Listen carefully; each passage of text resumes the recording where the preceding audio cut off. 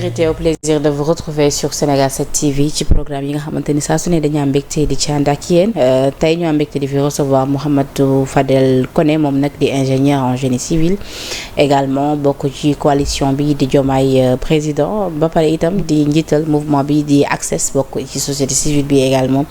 tey ñu fas yéene waxtaan ak moom ci li nga xamante ni moo di tolluwaayu réew mi wax tamit ci li nga xamante ni moom moo di convocation yi am ngeen ni cybercriminalité moom depuis démb ak léegi moom mouvement yi bëri na fa lool rawatina bi nga xamante ni tey gis nañ ko muy convocation ki nga xamante ni moom moo di Badara Gadiaga lépp lu ci aaju également ak li ciy gis-gisam dina bokk lu ñu nar a waxtaanee sur ce plateau teewaay également son excellence le président Bassirou Diomaye Diakhar Faye foofee ca États-Unis mu war a janoog Donald Trump dinañ ci waxtaan ak tamit li nga xamante ni boobu leen dajee mënees naa nekk njëriñal Sénégal lépp dina bokk tey lu ñu nar a waxtaanee ci bi lépp jotaay c'est toujours un plaisir Fadel maa ngi lay nuyu di la ziar di la bàyyi nga nuyoo. salaamaaleykum wa rahmatulah Penda maa ngi lay fay. am mbégte ak contentement ñëwaat fii tey ci sa plateau. comme ni mu ko doon defee dans le passé. di nuyu waa Sénégal 7 yëpp. et puis également di nuyu sénégalais yi nga xam ni ñoom ñi seetaan ci biir Sénégal. également ak ci bitim réew. alors fi ma koy dooree mooy li ma wax sànq son excellence le président Bassirou Diomaye Faye teew na États-Unis sur invitation de Donald Trump mu wax fa nekk ni ki tey ji le 9 ak le 10 ñu fas yéene waxtaan ci lu bëri ñu ne nag boobu leen daje également dina bokk ci lu baax a baax luy dëgëral li nga xamante ni moo di suñu diplomatie ci ñaari réew yi mais également ci boobu léegi dinañ ci xool naka la ñuy wéyee di collaborer ak réew yu mel ni comme États-Unis gën a ñoŋal également li nga xamante ni moom moo di suñu wàll kon mais mu nekk également ay partenariat gagnant-gagnant. Effectivement bon teewaayu président de la République aux États-Unis nekk na loo xam ne lu am solo la pour diplomatie sénégalaise mais ma jàpp ni rek je pense que au niveau protocolaire et au niveau même de l'État du Sénégal jël nañu disposition yi pour que vraiment ñu mën a défendre les intérêts du Sénégal parce que man ni ma jàppee lu ni mel mooy que président Donald Trump ñëpp xam nañu ay stratégie tey soo gisee action bu mu njëkk teg moom mooy dindi fi li nga xam ne mooy USAID. waaw dégg nga après léegi mu teg problème mu visa yi. ak immigration bi récemment également ak récemment effectivement léegi nag après. mu ñëw xam naa certainement am na lu mu soxla Sénégal. effectivement c'est de bonne guerre. moo tax tey mu woolu li nga xam ne moom mooy son excellence le président de la République Bassirou Diomaye Diakhar Faye. mu nekk loo xam ne pour ñun la am solo la te incha allah am naa yaakaar bu wér. ni incha allah le président taxawaay bi mu war a taxaw pour défendre les intérêts du Sénégal dans le présent et dans le futur dina taxawaay boobu incha allah. mais dama lire benn post bu ci kii def ce matin Babacar Diagne di ancien ambassadeur du Sénégal à Washington. muy wax ci rencontre Trump ak Diomaye mu ne il y a un changement de paradigme avec la nouvelle administration américaine ce n'est plus comme avant avec les démocrates le commerce pur et dur c'est du donnant-donnant gagnant-gagnant on l'a vu avec l'Ukraine vous signez l'accord sur les minerais et vous nous aurez à vos côtés sinon vous oubliez tout. exactement. moom lay wax moo tax mu tàmmal c'est une stratégie que Donald Trump met en place pour mën a noot ay adversaires am dalay lancer des appels du pied ba pare mën a am fu mu mën a jaar pour mën la maîtriser loolu c'est une stratégie bien connue de Donald Trump. kon su ma la comprendre bu baax c'est soit rencontre bi dafay bénéfique pour Sénégal. pour le Sénégal ou non tout dépendra de posture bi nga xamante ni son excellence dina ko adopté. exactement wala ilaa moom dañuy continuer wala ilaa mu jeex ba faw entre le Sénégal et les États-Unis mais sur le plan diplomatique man am naa yaakaar ni suñu gars yi am nañu xarante boo xam ni daañu mën a défendre les intérêts du Sénégal. loolu moom c'est certain. kon ban taxawaay tey la fa ban genre discours la fa président war a tenir défendre le Sénégal effectivement. mën nga soxla ay minerais pour le Sénégal mais que ce soit un partenariat gagnant-gagnant comme ni ko poste boobu waxee le partenariat doit être gagnant-gagnant warul mën a nekk comme un partenariat bu ñu amoon par le passé avec les Français nga xam ne dañuy tëbb di yóbbu rek amul benn intérêt pour le Sénégal donc loolu pour man taxawaay bu Sénégal war a taxaw mooy défendre les intérêts du Sénégal aujourd'hui yàlla dimbali nañu ba am nañu minerais yu bëri macha allah te mën na nekk aussi un moyen de pression contre les puissances occidentales pour vraiment que ñun ñu mën a am benn retour bu positif te gis nañ ko lu tax li nu mel je pense que bokk na ci visitu le premier ministre Ousmane Sonko bi mu def au niveau de la Chine. Oui. Et effectivement c'est parce que Chine. aujourd'hui partenariat yi nga xam ne ñoo koy def Chine les retombées vont se faire sentir ci fan yu dëgg. bien sûr et puis rapidement retombées parce que ci nañu ay accords de partenariat yu bëri ci ay domaines yu bëri notamment domaine de construction bi nga xam ne man maa ngi ciy yëngu. avec usine de montage yi nga xam ne bëgg nañ ko mettre en place pour les habitats légers pour que habitation bi mën a yemb au Sénégal. donc mu nekk affaire boo xam ne affaire bu am solo la et visite son excellence le président de la République encore une fois aux États-Unis ce sera bénéfique pour les Sénégalais. mais partenariat bi mu wax tamit ci Mercedes bi jox na coow parce que gis nga opposants yi dem nañ gisaat génne ba ay vidéos yoo xam te de 2017 bi ñu ko xamante ni passé woon na à la RTS bi ñu doon wax ni comme pour rappeler que lu ñu mel su Macky Sall lañ ko njëkkoon proposé. waaw mais il faut que ñu. suivre nga yooyu extrait. il faut que ñu bàyyi di mélanger soo nekkee ci opposition ak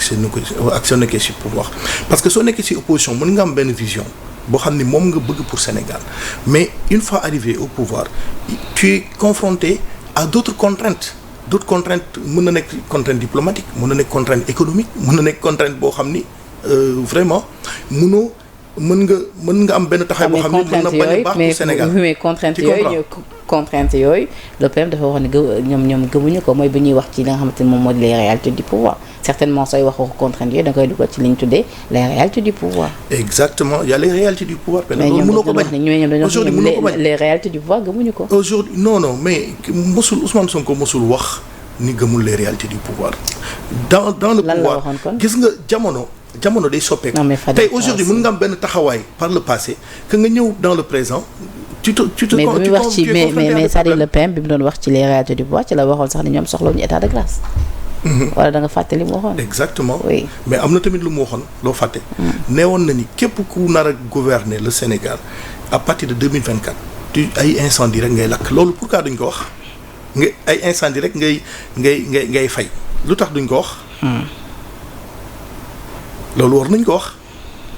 wax tamit li nga wax ni soo ko waxee da nga war a wax loolu parce que il avait bien dit Ousmane Sonko est un visionnaire loolu moom nga bañ ko nga bëgg ko loolu yàlla moo ko may parce que waxoon na fi ni 2024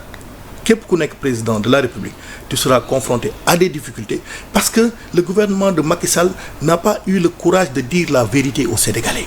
parce que duñ nekkoon di leb bi jéggi dayoo mu andil ñu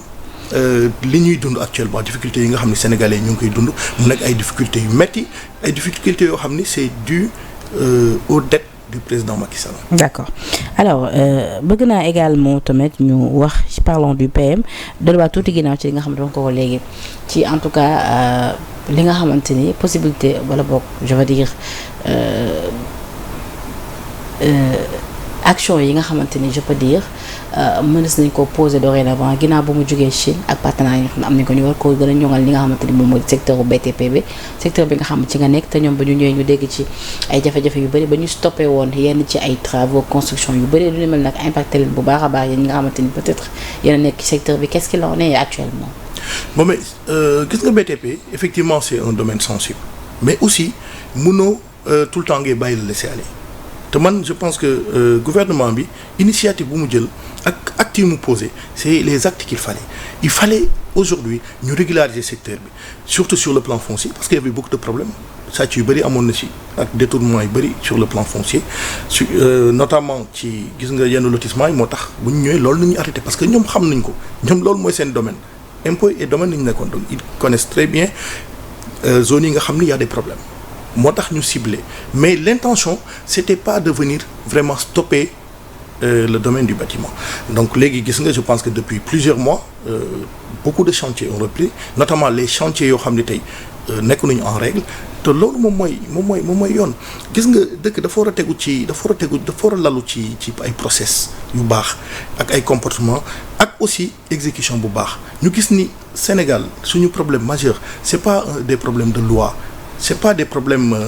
de code de la construction wala yooyu parce que loolu yëpp xalaat nañ ko depuis des décennies teg ko fi mais on a un problème d'applicabilité application bi moom mooy problème te application bi lan mooy problème bi mooy nit yi appliquer ñoo am problème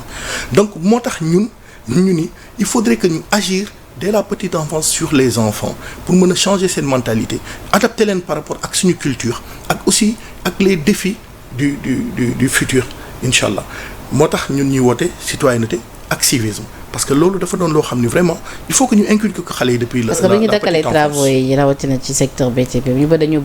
jàpp ni loolu bokk na ci lu taxawal ak jamono suñu économie. mais mën na ci bokk effectivement mais bul fàtte ni aussi actuellement économie li nga xam ne jafe-jafe yu Sénégal di dund góorgóorlu bi daan xëy chantier sax pour am lu ma jóobu këram amaana tey bu ñu takkalee liggéey dootu ko amati. effectivement parce que effectivement que le secteur du bâtiment dafa bëri li nga xam ne mi ngi koy embarqué mais li may wax ni jafe-jafe yi ñu am actuellement au niveau du Sénégal c'est des difficultés yoo xam ni c'est sur le plan mondial c'est pas seulement qu'au Sénégal aux États-Unis en France fépp foo dem dëkk boo dem tey ak ay difficultés yi nga xam ne ñoo ngi fa nekk des difficultés liées à l'emploi des difficultés ci yeneen domaines des difficultés d'immigration ak yooyu comprendre du Sénégal kese la jafe-jafe am moo tax nos autorités sont en train de travailler pour inverser la tendance moo tax comme ni ma la ko waxee sànq son excellence dem autant pour moi le PM dem fële nga xam ne mooy Chine pour signer des nouveaux accords pour mën a aussi relancer li nga xam ne moom mooy économie bi voilà donc pour man arrêt bâtiment bi impacté na économie bi effectivement mais pas globalement et déjà léegi gis nañu le secteur a repris man personnellement je suis en train de travailler comme les autres entrepreneurs et inchallah ci kanam rek la jëm. D'accord alors beneen mbir bu nga xamante ni parlant du PM bëgg naa am ci sa gis-gis mooy sortie bi nga xamante ni def na ko tout récemment ginnaaw ba ñu joxee li nga xamante ni moo di verdict bi diggante mag Mame Mbaye Niang ci rabat d'arrêt bi nga xamante ni avocat am jotoon nañu ko introduire tey jii ban gis-gis nga am ci boobu la sortie bi nga xamante ni nag yëkkati na ci ay kàddu également jëmale ko ci magistrat yi am ñu nga xamante ni ñaaw nañ ko jàpp ni yooyu li kàddu waru rawatina ci un PM. waaw gis nga man sortie boobu li mu ci wax lenn rek la mooy pour man président Ousmane Sonko lépp lu mu mos a wax je pense que lu ci gën a bëri wala mën naa wax lépp sax teg nañ ci suñu bët parce que problème Prodac bi muy wax effectivement il y avait un rapport. encore am na rapport ni. bien sûr il l'a encore montré déjà bu mu yegsee rek. mais gars yi nee nañ dañuy defoon na sortie waxoon na ni gars yi publier ko ñëpp gis ko rapport bi mais daañu ci yegsi incha allah parce que moom wax na ko nee na il va interpeller et il va transmettre ses rapports parce que duñ ko tooñ ci jugement boobu les gars se sont servis de la commande politique pour teg ko li nga xam ne mooy peine diffamation te kenn mësul gis ci àdduna bi fu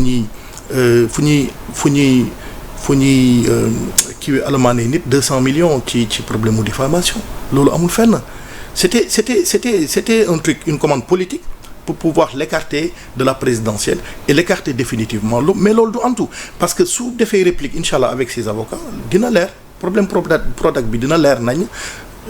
ça le jour sera là et puis daañu gis après. kon keroog ànd nga mais malgré que. c'est-à-dire je veux dire même su fekkee ne sax am na li nga xamante ni moo di rapport bi est-ce que tu t'attendais à ce que nga dégg tey jii un premier ministre bu nga xamante ni dafay wax ouvertement que ni yenn ci magistrats yi dañ leen corrompre dañ leen ni système bi fi nekkoon moo fi nekk ba tey et qu'il n'est pas d'accord avec ce jugement. waaw mais xanaa premier ministre bi du nit Penda le premier ministre c'est une personne avant tout c'est un citoyen mën na am gis-gisam par rapport ak la justice. Et justement, vraiment, je pense que... tàmmuñu Sénégal di gis un PM bi waxee ni tu es d'accord avec man sur ce coup-là. Oui, mais ce que vous oubliez, c'est que le PM, c'est un politique. C'est un politicien. Dafay taxawaayu PM, mais aussi c'est un politicien. te li ñu diggee woon par rapport ak séparation des pouvoirs li ñu waxoon mooy que Pastef lu mu waxoon bu mu yegg ci pouvoir nee woon na ni on va avoir un président de la République qui sera pas chef de parti comme ni ñu ko doon gisee ci temps Macky Sall. mais loolu on l'a fait président Bassirou Diomaye Diakhar Faye bu mu yegsee lu mu njëkk def mooy ni man démissionné naa de toutes les instances du Pastef. dégg nga le PM moom c'est un PM mais c'est un chef de parti il faut que aussi ñuy distinguer ces deux postures non seulement c'est un citoyen mais c'est un homme politique avant d'être un premier ministre. mais ni ñu koy distinguer nag mooy compliqué ci ñenn ñi parce que tout le temps ñenn ñi c'est-à-dire ñoom ils voient la même personne. xam nga Sénégal. parce que à un moment donné c'est-à-dire parce que à un moment donné ci boobu la sortie bu ñu ko déggee muy annoncer ay plans de redressement là on se dit que là c'est le PM qui parle. kon naka la ñu mën a defee distinction bi entre le citoyen simple le président de parti ak le PM. xam nga Sénégal duñu bëri duñuy palabrer parce que détail bu ndaw bu nekk ñu amplifier ko comprendre nga def ay coupures du dugal ci internet bi man loolu pour man am na lu ko gën li ko gën mooy lan. mooy citoyen bu nekk citoyen bu nekk jéem a jëmbat ci yow am nga sa livre appréciation jéem a jëmbat ci yow engagement citoyen pour man loolu la. naka na ñuy xalaatee ensemble pour que réew mi mën a jëm kanam xam naa daan ci diggaat tout de suite ci yenn question peut-être may laaj mais lu war la ñun pour man ñun dafa war parce que mënuñu continuer nii on ne peut pas continuer dans un pays boo xam ni dañuy politique tout le temps quand est-ce qu'on va travailler moo tax yeneen réew yi raw ñu looloo tax Sénégal nekk ci pays yu gën a pauvre au monde c'est normal parce que on passe notre temps sur des détails yoo xam ne amul njëriñ ay cas Badara Gadiaga ay cas Abdou Nguer ay cas nangam à ne plus en finir pour man war nañu arrêter vraiment jublu ci li nga xam ne moom mooy liggéey loolu moom mooy li war. parce que dëkk bi polémique bi am après ci sortie wu PM bi peut-être mën na. pour man ça n'a même pas son sens taxaw na wax li muy wax appréciation la gis na ni magistrat yi lu ñuy doxalee waruñu doxalee noonu parce que aussi moo la ëpp information parce que xam na comprendre nga il a dit ce qu'il avait à dire mais jeex na soxla lu ñuy def coupure di amplifier naan warul wax lii warul wax la li non. et puis maa ngi dégg ñuy keroog bu mu nekkee en Chine mi ngi tooñ naan su ma nekkoon président ñu bëri ñu fi nekk di wax si ñoom il doit raser les murs parce que waruñu wax mais il a raison et puis c'est un citoyen mais pourquoi ñuy jël wax yooyu di ko couper ku nekk di si jox sa avis naan lii waru ko wax war na ko wax waru ko wax est-ce que du loolu mooy problème mais warul sax kaf moom xanaa du nit quoi warul kaf le PM warul kaf quoi yéen ñi nekk ses proches collaborateurs contribuer également ci seen accession au pouvoir souvent c'est ce qu'on vous reproche c'est-à-dire souvent ñeen dañuy naan yéen ñi ko jege yéen du ngeen wax mukk dëgg ki nga xamante ni moom moo di seen leader du ngeen ko wax mukk dëgg da ngeen lu mu def neex na leen lu mu wax neex et souvent c'est ce qu'on vous reproche. non loolu man li may wax rek laay wax ma ni le PM Ousmane Sonko nit la comprendre nga am na ñu ko bëgg am na ñu ko bañ loolu c'est normal c'est ton cas c'est mon cas comprendre nga ñi nga xam ne duñ ko bañ. daañu muñ parce que lii. oui mais ànd ak c'est-à-dire je veux dire par là ànd ak nit ne signifie pas que souvent nit ki mun na wax dara loo xam àndoo ci nga ni ko li nga wax tey ànduma ci donte ni yow la ànda. waaw mais loolu day nekk mais ñun dañu gisul aujourd'hui ban acte la posé bu war a mën a tax tey ñu taxaw ni ko vraiment li nga def du yoon du dëgg du yoon. gisuñu ko wala da ngeen bëggul gis. non du question bëgg ñoo gis parce que pour ñun ay wax yooyu ay détails la mën am na droit kaf. c'est une personne am na ci droit. je suis d'accord. mais pourquoi ñuy jël discours yooyu di ko amplifier di ci nekkaat di ci wax pour man ça n'a pas de sens am na lu gën a important. naka nañu mën a andee suñu xalaat pour nga xam ni situation économique bi Sénégal di dund naka nañu mën a def ba am coppite. ci yooyu. léegi ginnaaw loolu nag jàpp nga ni en tant que citoyen ban avis nañ ci am. même su fekkee am nañ ci benn avis benn xalaat mën nañ ko bind à la primature wala bind ko à la présidence. d'accord di daañu ko jël en compte. léegi ginnaaw loolu ndax jàpp nga ni ndaje war na am diggante lu PM ak l'union des magistrats du Sénégal parce que dégg nga fa ni li nga xamante ni fësoon na ci xibaar yi ba gis communiqué bi nga xamante jóge na ci primature bi ci apporter ay éclaircissement mais yow jàpp nga ni boobu lee daje lu war a am la. waaw daje mën na am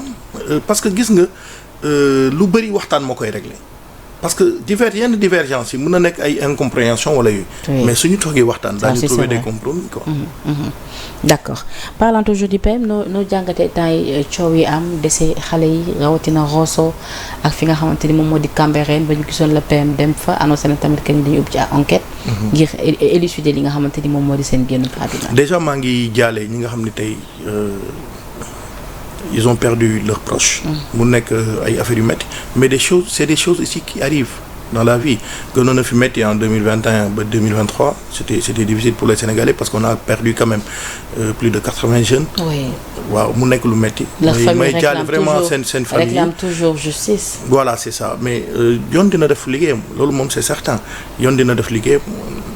malgré tout ce qui s'est passé voilà ma rafetlu aussi taxawaayu PM le fait que mu déplacé wu. non yow kay da ngay rafetlu rek grand bi nga toog. non mais loolu moo am mais c'est bien. ñaawlu woo dara. mais nu may ñaawlu parce que gisuma fi lu ñaaw gisuma fi lu ñaaw Penda c'est que gars yi Sénégal dafa metti comprendre nga ñun li ñu dal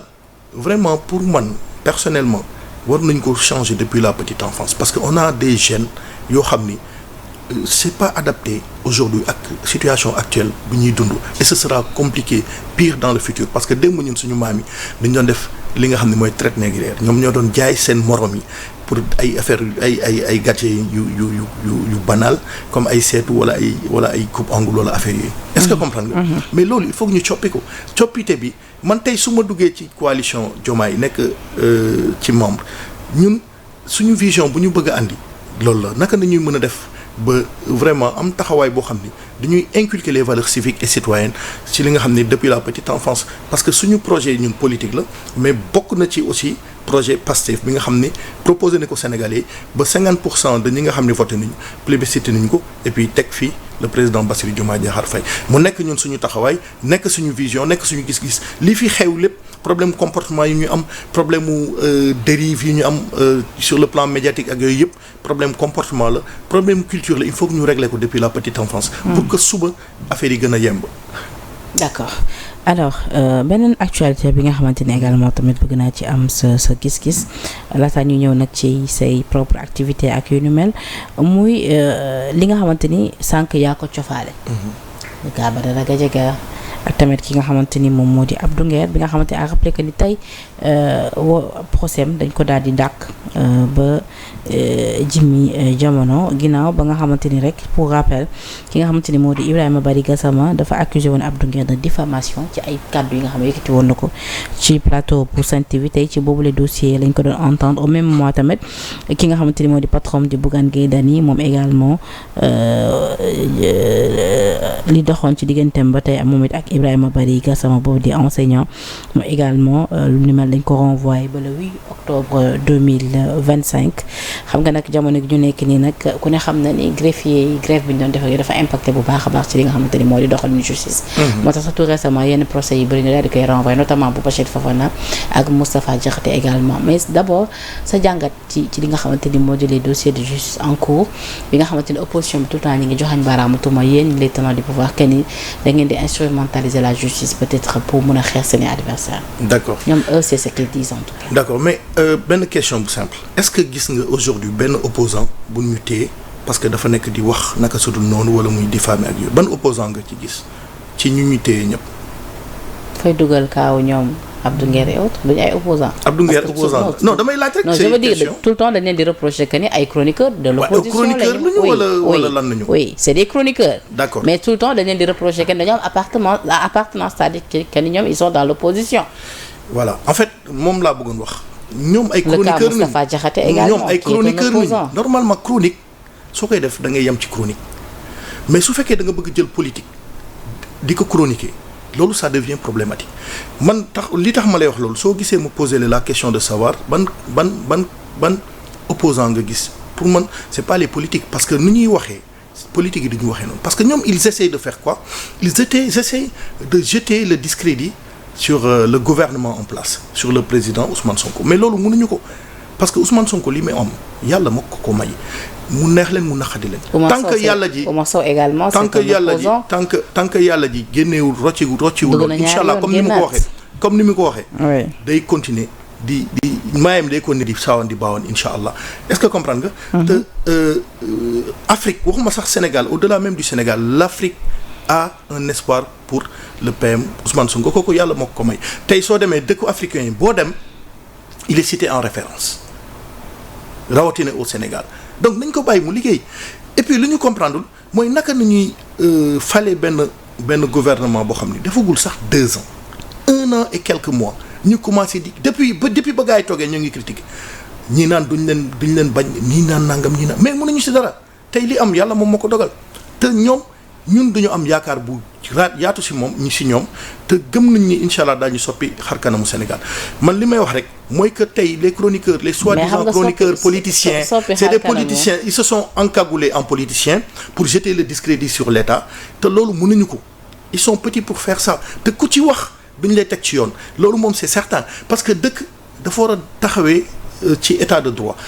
am na ñu bari ñuy wax naan état bi dafa ñëwoon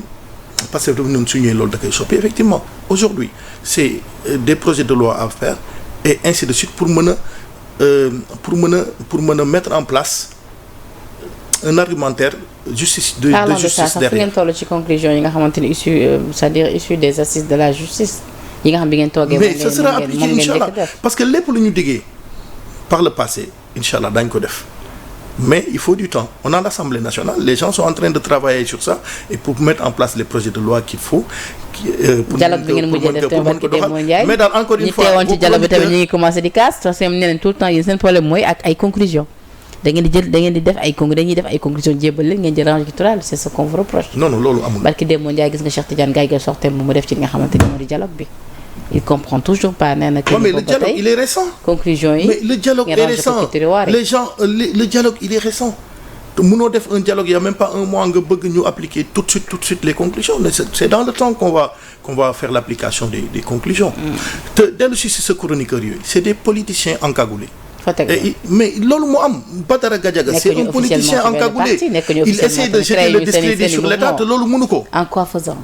mais ni muy waxee man je comprends pas dama xamul seen objectif lan la mais chronique boo xam ni. pour lëndëmal xelu sénégalais yi pour jeter le discrédit mais loolu pour man amul sens am na li ko gën tey suñu toogoon di def seen chronique yi wax vraiment ay propositions yu concrètes ci économie bi ñuy doxee naka nañ ko mën a régler mais loolu gën yaakaaroon ni gën na am sens. ndax buñ taxawee ci le cadre de Badara Gadiaga ndax jàpp nga ni ci lu départ ci ab émission simple comme émission yëpp te ji war a mën a yegg si fii ba ñu ciy wax convocation moom ak ki nga xamante ni moo doon ab député Amadou Ba. mais Penda gis nga réew dafa war am yoon. mënoo parle d'une entrave à la liberté d'expression mënoo nekk ci dëkk boo xam ne lu la neex ngay wax aujourd'hui li ngay wax juste c'est parce que tu cibles le PM. à la limite tu l'insultes quoi mais loolu teg ko ci lan ban sens la am amul benn sens. mais c'est quoi ton objectif. L'objectif de Badara Gadiaga c'est pour que nit yi vraiment comme il s'est dit waaw ñu bëri nañu naan président Ousmane Sonko dafa moo doon toog fi di wax lii moo doon toog fi di wax mais effectivement moo doon toog di wax mais tey duñ ko dénk réew mi. c'est pas la même posture. mais Badara ci vidéo bi mu ngi rappelé que ni wax la bu doxoon ci digganteem ak Amadou Ba et que Amadou Ba moo tenir yenn propos yi nga xam ne da ko delluwaat juste les propos. man daal pour man Penda wax yooyu yëpp ay wax caaxaan la nañu xalaatandoo ensemble naka nañuy fexee ba engagement citoyen nekk ci Sénégalais yi. naka nañuy fexee à la suite de ça lañ gis ay postes yu jógee ci ay DG yu mel ni les Waly Diouf Bodian et autres yoo xam ne dañoo wax ni procureur dafa war a autosaisir. mais effectivement mais ñoom seen avis ni ñu am parce que gis nañ ni waa ji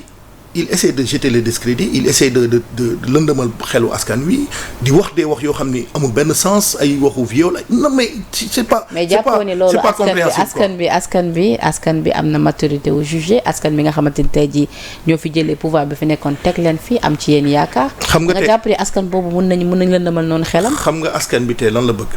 mooy ku koy wax tey. difficulté yi nga xam ne tey ñoo ngi koy vivre sur le plan mondial et sur le plan du Sénégal ci wàllu économie bi ci wàllu mën a lekk ba suur naan ba màndi. mais thème yooyu nga wax ne dañ koy rappeler thème yooyu nga wax ne dañ koy soulever ci dans l'émission. waaw mais bëri na lu ñuy toog ci émission bi di wax ci yooyu. oui c'est à 2%. di fàttali mais mënoo ma génnal tey benn proposition concrète bu Badara Gadiaga mosoo génnee sur plateau TFM mais man de xalaat naa ni suñu defee nii wala nale dina baax pour réew mi déedéet. c'est tout le temps des trucs négatifs. mais Badara li mu wax bëri na quand même man du ma fi nekk di rappeler wu naan la tenir na lii telle chose mais ku ne xam na ni Badara sur un plateau de télé yàgg na wax des trucs yu nga xamante ni wala joxe ay conseils tey ji nga xamante ni peut-être bu ngeen ko dégloo dina tax ngeen gën a mën a doxal seen régime parce que ñun ñëpp benn intérêt la ñu am mooy que Sénégal nekk réew bi nga xam day dox dem ci kanam. non ñoom du seen intérêt ñoom lu ñu bëgg mooy jeter les discrédits réew mi jaxasoo ñoom seen objectif loolu la. mais réew mi su jaxasoo parce que soo gisee nu ñuy chroniquer ak wax yi ñuy wax soo gisee loolu nga xam ne seen objectif c'est clairement ça ils sont des politiciens qui veulent se victimiser moo tax ñu nekk di am yenn taxawaay te loolu kenn du ko may incha allah. en tout cas victimisation boobu du fi am. soutien yi dem wuyu ji. su deful naka su dul noonu rek ñu teg. non moom koy ragalul dem wuyu ji parce que yàgg na ko wax te ni mu ko yàgg waxee également ci plateau yi démb également bi ñu ko convoqué noonu la ko waxee def na ci vidéo yëgle ne dina dem wuyu ji comme pour rappeler que ni moom ci boppam dafa yàgg gëm loolu. et que même rappelé na sax ni ci su Ousmane Sonko bi ñu amee jafe-jafe loolu la ko doon wax. dama nga wuy ji donc gis nañu vague de soutien yi ma lii la ci yenn bu Aliou Tine nee na ce n'est ni au procureur ni à la cybercriminalité de faire la police des idées Thierno Bocoum tamit dans l'affaire ba tey Badara Gadiaga nee na Thierno Bocoum dénonce plutôt une volonté de faire taire les voix discordantes Mondial Cissé bu ONG 3D moom tamit mi ngi dénoncer des mesures excessives et discriminatoires Thierno Assane Sall nee na le régime a décidé de faire gérer ses états d'âme et ses instincts répressifs par la machine judiciaire. Donc réaction yi bëri na lool en tout cas vague de soutien yi moom bëri na lool ci ki nga xamante ni moo di Badara Gadiaga tey tamit nekk na à la une des journaux Dakar Times mi ngi fàttali li Badara Gadiaga doon wax je préfère 100 ans de prison qu'à la liberté dans l'indignité les Échos également ñëw nañ ci les propos de Badara Gadiaga nañ très serein la ñu gis démb le Populaire également en tout cas depuis ce matin Badara moom moo nekk au cœur de l'actualité finalement est-ce que yëf yi moom gënul may Badara Gadiaga buzz. waaw mais moom peut-être loolu lay wut mais ça l'engage mais pour man daal les priorités sont ailleurs nañu fexe xalaatandoo ensemble naka na ñuy jëmale engagement citoyen naka vraiment nañuy fexe ba dëkk bi situation bu mu nekk parce que c'est pas seulement le président Ousmane Sonko wala le président Diomaye Faye ñoom ñooy génnee dëkk bi ci situation bu mu nekk c'est nous les Sénégalais ñoo war a am taxawaay bu rafet pour mën a génne dëkk bi vraiment ci conditions ak situation yi mu nekk. D'accord mais à ce rythme là moom grand ci convocation yeeg arrestation yi ndax à ce rythme là 5 ans yi moom du gaaw jàll vite fait ci yéen. mais que finalement après seen bilan day nekk uniquement des arrestations est-ce que craindre leen loolu. non mais xam nga c'est une stratégie de certains politiciens chroniqueurs comme ni mu la ko waxee léegi mais seen stratégie. mais ngeen bañ leen ci fekk te nga xam benn affaire Penda. bu dee stratégie la ngeen bañ leen ci fekk c'est ça loolu moo lay won ni. Oui. Aujourd'hui séparation de pouvoir dafa am parce que su le PM n'est pas d'accord avec les magistrats ci seen taxawaay nga gis ni gars yi ñoo ngi nekk di convoquer à tout va les gens qui ñi nga xam ne ñu ñuy wax li nga xam ne waruñu ko wax loolu moo lay won ni séparation de pouvoir dafa am te loolu li projet Pastef diggee woon la te ñoo ngi koy jëmal au moins loolu c'est quelque chose de positif te bëri na aussi yoo xam ni waxoon nañ dañ ko def et puis effectivement dañ ko def actuellement PM yoonam nekkul ci justice le président yoonam nekkul ci justice dégg nga tey suñu bëggee loolu soppeeku il faudrait que comme nañ ko xalaatee mooy que au niveau de l'Assemblée nationale ñu voté la yeneen loi changer yi nga xam ni loi yi fi Macky Sall defoon pour mën a xoxatal les opposants par le passé te président Macky Sall effectivement dafa téewoon justice di ko manipuler comme ni mu ko neexee loolu gisoon nañ ko avec ay chantage ak lépp soo nanguwul ñu tëj la je pense que beaucoup de personnalités au niveau de Pastef ont vécu cet état de fait. léegi yaa ngi rappelé ni promesse yi ngeen diggoon askan bi. et que di ngeen ko def yan ngeen ci toll nii ak fan ngeen ci toll ak tamit yan ngeen dëgmal yoo xamante ni c'est sûr que ni di ngeen ko def ci weer wala fan ñu dëgmal. mais lépp incha allah. parce que l'objectif c'est que li nga promettre ci campagne électorale nga mën ko jëmal parce que c'est une vision et ça va de pair. comme ni ma la joxe exemple justice comme ni ma la joxe mais fàttali ma ci yenn yoo xamante ne peut-être mu ngi en cours et que dañu ci jëm tout mais yëpp les postes yi nga xam ne dañu waxoon ni appel à candidature mais appel à candidature da nga koy organiser c'est pas quelque chose que tu vas venir faire maintenant mais looy organiser la et il y a beaucoup de postes qui sont en train d'être lancés par appel à candidature mais yu bëri li ñu waxoon taxawaay bu ñu waxoon au niveau de l'Assemblée nationale lu ci bëri ñu ngi koy jëmal même su fekkee am na yoo xam ni peut-être neneen nañ ko gisee defee ko neneen mais lépp lu ñu digle woon député takk wala yu waxuñu loolu de lépp lu ñu diggee woon nee nañu au contraire benn récupération politique lañ fa nekk di gis seen projet en cours yi nee nañ moom le président de l'Assemblée nekk di récupérer ba pare su pare taxawaayu moom moo ko def alors que ni ñi ngi rappelé ni yooyu ay projet la yu doxoon seen diggante ak coréens yi état continue doo ñëw ni da ngay def rupture duñu wax jubbanti pour mu mën a tegu ci yoon te ci loolu nu ñu nekk. loolu daa ngay commenter ci sortie avant-hier bu groupe parlementaire bu Takku Wallu. loolu la attaqué nañ El Malick de. loolu amul sens le fait que ñuy wax ni waaw c'est des projets yi fi nekk nangam non c'est l'état du Sénégal c'est le Sénégal tey ñoom suñ fi jógee yàlla na yéex ñeneen ñi ñëw toog. nee nañ vous voulez faire croire aux Sénégalais que ni seen projet la yéen a ko def alors que ni projet yu ngeen fi fekk la et que yéen ñi sax depuis. en tout cas li ma mën a wax ci loolu mooy l'état c'est une continuité am na ñu fi nekkoon démb tey am na ñu fi nekk suba dafay am ñeneen ñu fi nekk. d'accord alors Fadel fi ma bëgg nag léegi ñu wax nag mooy ci coalition Diomaye. donc seen coalition bi yéen ñëpp a ngi ci biir am na ñu nga xamante ni génn nañ coalition bi génn ku mel ñoom maître Moussa Diop et d'ailleurs sax gis naa ko muy manifester son soutien à Badara Gadiaga amoon na tamit ñu nga xamante ni bokkuñ ci woon léegi ñu ngi ci biir ku mel ton ami Déthié Fall. Déthié mi nga xamante ni yaak moom da ngeen defoon nii après à un moment donné ngeen tax jubóo ngeen. mais Déthié mosuñu am problème ak moom Penda dañu demoon ba benn instant bokku ñoon gis-gis parce que benn instant ñun dañu jàppoon ni li gënoon pour Sénégal mooy ñu dem jàppale coalition PASTEF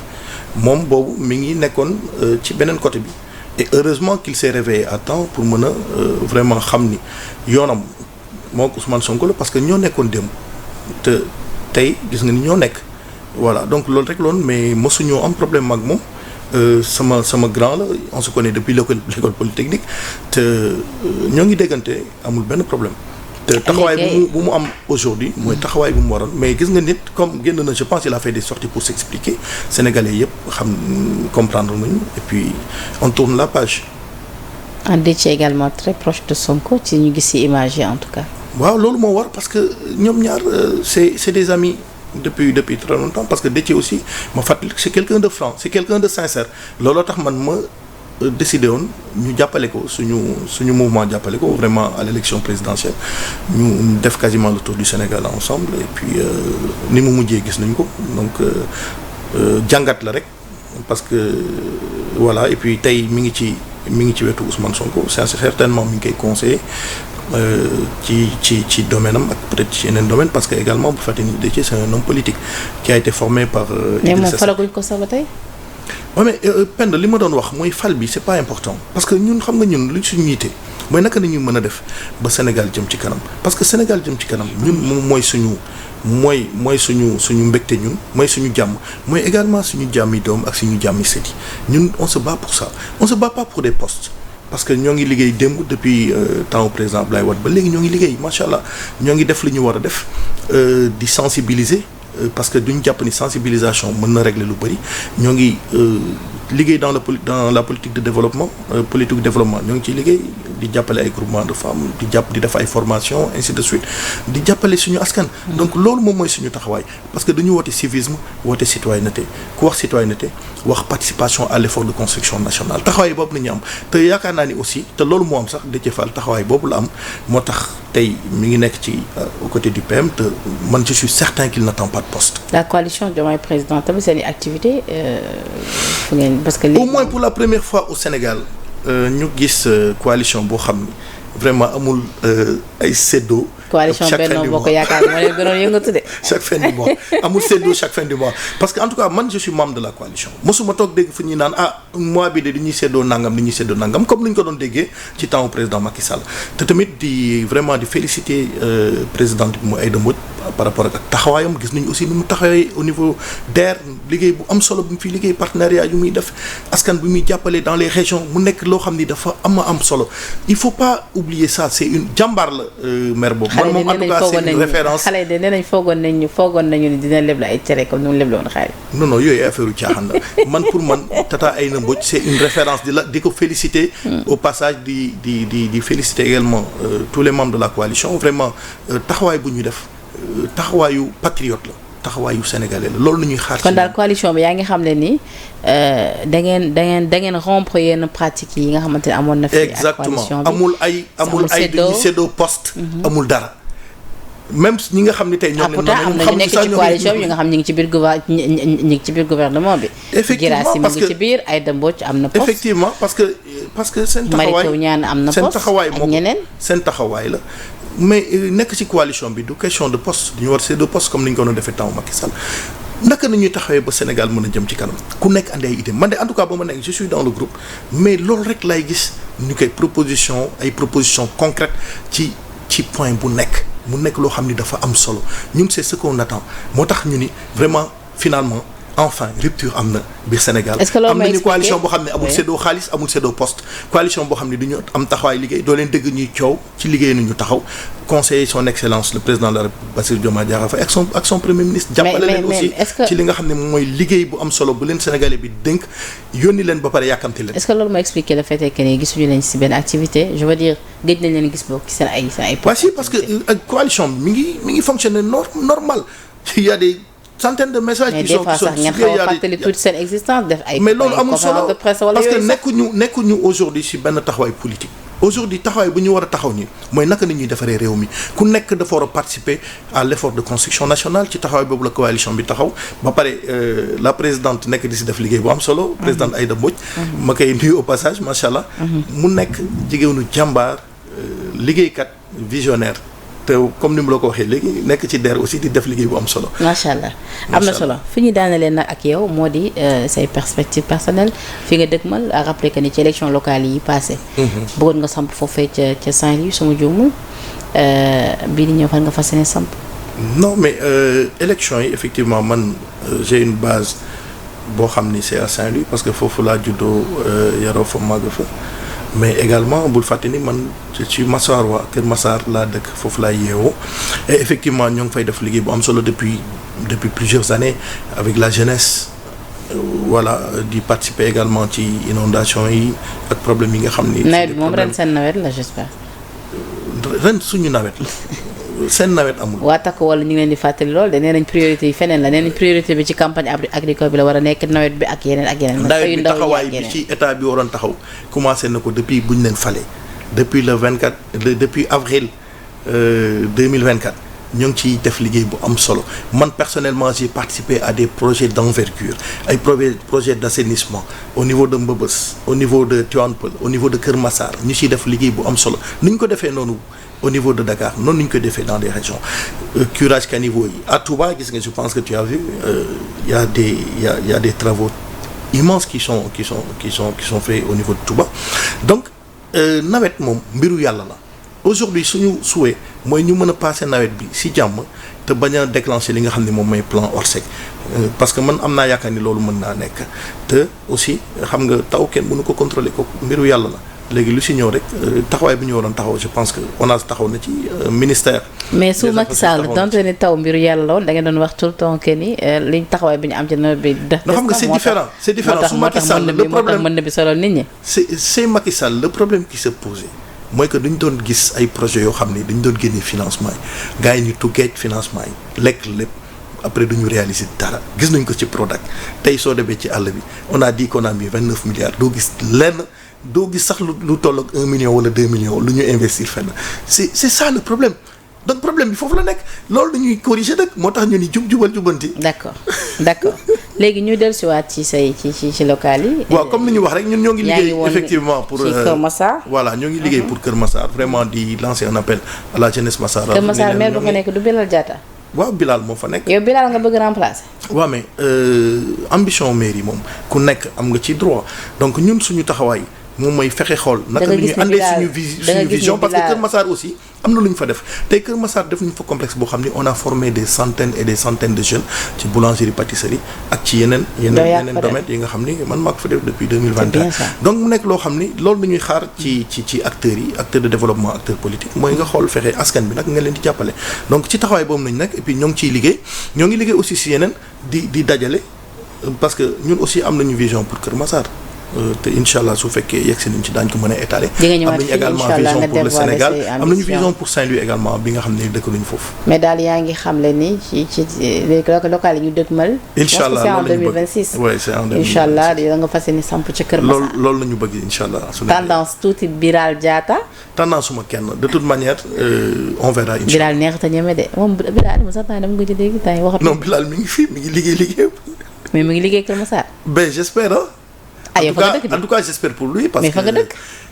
j'espère pour lui il y a des choses qui vont bien mais il y a aussi des choses mais yow lan nga gis Kër Massar foofu ngay yeewoo lu bëri li ñu war a defar mu ngi liggéey wala lu bëri li ñu war a defaraat par rapport ak occupation anarchique bi par rapport ak aménagement paysager bi foofu mais Bilal moom mi ngi def ay descente ci marché yi ba tey comme ni ñu ko daan gisee wala ben mi ngi koy def je pense que temps yi il s'est un peu calmé mais loolu moom mooy yoon parce que mënuñoo aussi bàyyi anarchie di am ci dëkk bi fu nekk nit di ñëw lal fa nit dañuy jaay comme ni ñu koy defee dans les pays sénégalais moo tàmm loolu sénégalais moo tàmm jaay mbedd mais on ne comprend pas man dama xamul dañu amoon ay maam yoo xam ne ay jaaykatu mbedd ni ñoom nga ni temps Bilal il s'est un peu calmé waaw mais loolu laa gis Bilal dafa bëri fukk de guerrier la neexut a diiroon mbagg de neexut a remplacer des grands mu ni guerrier la mais yàlla baax na mais pare nga fi ci en tout cas ñun moom pare nañu nous sommes des acteurs politiques après tout te taxawaay bi ñu war am incha allah dañ ko taxaw ci le moment venu d'accord alors ça a été un plaisir waxtu bu jeex la tàkk grand di la bàyyi nga tàggatoo le mot de la fin. waaw mais di am mbégte ak contentement rek di am mbégte ak contentement si cette invitation bi vraiment on a discuté de l'essentiel. di nuyu suñu mbokk sénégalais yi nga xam ne aussi ñoo ngi ñoon seetaan ci biir réew mi ak ci bitim réew. et puis di sant di gërëm aussi waajur yi macha allah ak mbokk yi. vraiment di ñaanal sénégalais yi jàmm. ñaan aussi yàlla defal ñu nawet yu jàmm ñu bañ am benn dégât incha allah nawet bi nga xam ni moom ngay kaañoo léegi ni seen nawet la. mais di fàttali rek ni suñu nawet la ñun ñëpp. nawetu Sénégal la ku nekk da ci war a jàpp. aussi di sensibiliser vraiment les populations ni leen mbalit yi nga xam ne ñoo ngi koy def ci caniveau yi dañu ko war a arrêter pneu yi ñu ciy sànni xeer yi. dañu war a être dans un esprit de civisme dans un esprit de citoyenneté xam ni tey suñu boucher canaux yi ñun ñoo ciy am problème c'est les Sénégalais qui vont en pâtir su fekkee inondation am na si suñu zone yi. donc ñu ciy bàyyi xel bu baax a baax a baax donc loolu lay tëjee rek di nuyu ñëpp di gërëm ñëpp di la gërëm yow également. merci Penda. c'est toujours un plaisir de vous recevoir sur ce plateau waxtaanee li nga xamante ni moo di réew mi gëjoon nga nekk def ay sorties je sais pas pourquoi. mais nekk ci liggéey bi rek Penda. parce que après tout je suis un entrepreneur dans la construction nekk di def liggéey moom solo ci construction di former beaucoup de jeunes dans le bâtiment donc ci loolu laa nekk sama activité personnelle ci loolu la ma Sénégal di xaar ci loolu laa nekk daal. moo tax ma xawoon sori tuuti plateau yi mën a concentré wu ci liggéey bi. alors kontaan nañu lool. man laa wax nii sax ba toog kontaan nañu lool recevoir la sur ce plateau di la remercier waat ci wuy si bi nga wuy si suñu invitation bu baax a baax Mouhamed Fadel Koné a rappelé que ni yow yaa ngi jiital mouvement bi di Agir. Access plutôt maanaam Agir ma xalaat coono boobu dafa ma sonal yaa ngi jiital mouvement bi di Access bokk également ci coalition Diomaye président. également di ingénieur en génie civil tey ñu waxtaan ak yow ci ponk yëpp laal nañ ci secteur BTP bi wax nañ ci sa gis-gis ci réew mi ci sortie également ci convocation yi rawatina des dossiers de justice ak yu ni mel wax nañ également ci say ambition personnelle à savoir li nga xamante ni moo di uutu Bilal Diatta foofee ca mairie bu Kër Massar bés bu élection yi jegee nag incha allah di nga ci ñëwaat fii nga gën a dévoiler li nga xamante ni moom mooy sa programme su ko defee Sénégal yi xam lan nga bëgg def foofee ca Kër Massar la ci remercier waat di remercier la régie tuuti moo nekkoon ci machine bi la rédaction de Sénégal 7 di leen jox di dégg yeneen plateau ci da ngeen jëf